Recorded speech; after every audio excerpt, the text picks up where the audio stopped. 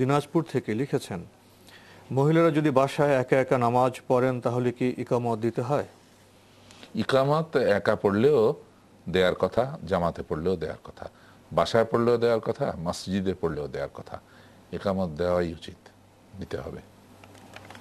বোন আপনি আরো লিখেছেন, জিলহজ মাসে কি রোজা করতে হয়? রোজা করলে কয়টা করতে হয়? জিলহজ মাসে একটি তো বলা হয়েছে যে আরাফার দিনে রোজা রাখা, এটা অত্যন্ত সওয়াবের, অত্যন্ত ফজিলতের। আরাফার দিন মানে যেদিন হাজী সাহেবেরা আরাফার ময়দানে একত্রিত হন, সেই দিন রোজা রাখার বিশেষ ফজিলতের কথা অবশ্যই হাদিসের মধ্যে বলা হয়েছে।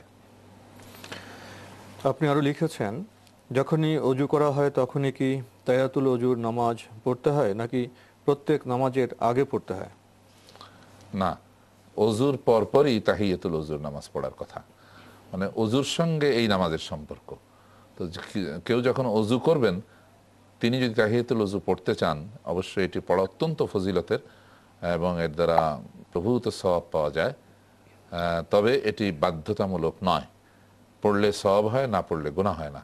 তো যে কেউ যখনই অজু করবেন তখনই তিনি অজুর পরে এই 2 রাকাত তাহিয়াতুল অজুর নামাজ পড়তে পারেন। প্রিয় দর্শক, এবার আমাদের হাতে একটি ইমেল, এটি পাঠিয়েছেন রাজীব হাসান, টরন্টো, কানাডা থেকে লিখেছেন, By the grace of Allah, we are expecting a baby. We were considering the possibility of saving the stem cell of our baby.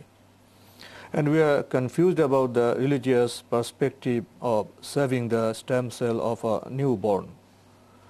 Preserved stem cells can be used for many future medical complications that the baby may have, reducing the dependence on a donor. Our question is whether Islam allows us to save the cell or not. Islam, there is no prevention or there is no prohibition in Islam on this, so you can do it. আপনি জিজ্ঞেস করেছেন যে এই বিষয়টি হলো এরকম যে বেবির স্টেম বা স্টাম সেল বলা হয় ডাক্তারের মানে মেডিকেলের পরিভাষায়। এটা হলো যখন ভ্রূণ ভিতরে জন্ম নেয় তখন সেখান থেকে কিছু সেল তুলে নিয়ে রাখা। তো এর থেকে যদি সেল এটা প্রিজার্ভ করে রাখা যায়, পরবর্তীতে ওই বাচ্চার কোনো অসুস্থতা, বিশেষ কোনো অসুস্থতায় এই সেল দিয়ে তার সুস্থতা ফিরিয়ে আনা সম্ভব। এটা মেডিকেল, এটা নিয়ে এখনো পর্যন্ত গবেষণা চলছে। এই জিনিসটা কিন্তু এখনো ব্যাপকভাবে চালু হয়নি এবং এই ইয়েট টু বি রিসার্চড, এই ধরনের একটি অবস্থা।